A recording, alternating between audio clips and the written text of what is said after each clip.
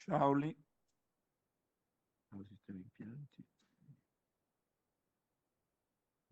Al di là di unirmi anch'io agli auguri di pronta guarigione all'assessore Rosoleng, questo credo che sia un emendamento che mi piacerebbe che il Consiglio prendesse in considerazione con particolare attenzione. Stiamo parlando di intervenire oggi per arrivare pronti a settembre.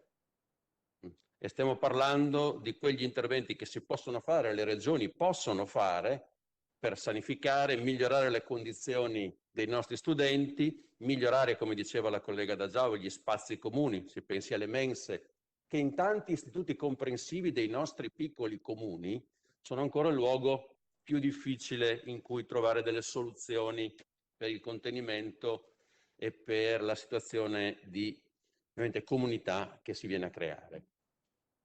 Perché lo dico? Perché chiedo al Consiglio di guardare con particolare attenzione a questo emendamento? Perché questo emendamento parla degli impianti di ventilazione meccanica controllata, VMC, ed è una delle cose che le regioni possono mettere in campo da subito. La regione Marche ha stanziato il 18 gennaio 2 milioni di euro per l'acquisto di impianti di ventilazione meccanica controllata.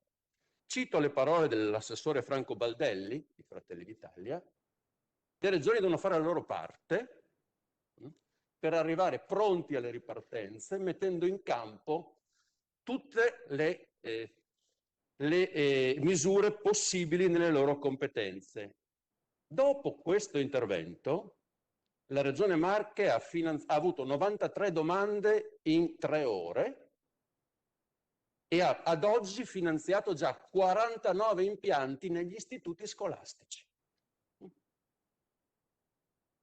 Il governo italiano, in cui, adesso sembra quasi una battuta, in cui Fratelli d'Italia non è presente in questo contesto, il governo italiano dice: stanzio 150 milioni di euro per gli impianti di ventilazione meccanica controllata, e perché il modello Marche è un esempio. Allora, mi piacerebbe che ogni tanto il governo magari potesse dire anche il modello Friuli Venezia Giulia è un esempio nell'anticipare i tempi, nel mettere in campo delle scelte. Ricordo che qui stiamo parlando di una regione che ha già stanziato 2 milioni di euro, aperto un bando, assegnato delle risorse agli istituti che stanno cominciando a mettere in campo questi interventi. Una regione non di centrosinistra, di centrodestra, che ha fatto una scelta chiara e che ha messo in campo delle risorse. Allora io chiederei di valutare effettivamente questo percorso. So, per vie traverse, mi viene da dire, questo mi dispiace, lo metto tra 1000 virgolette, che mi pare che ci siano delle scuole campione in Friuli Venezia Giulia che stanno provando degli impianti.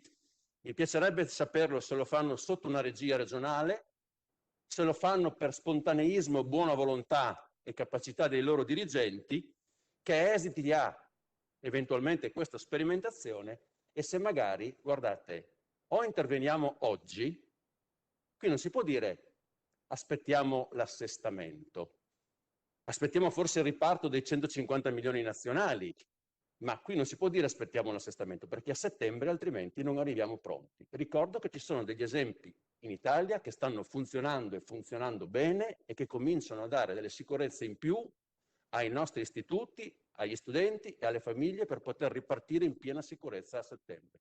Quello che facciamo ora serve per settembre.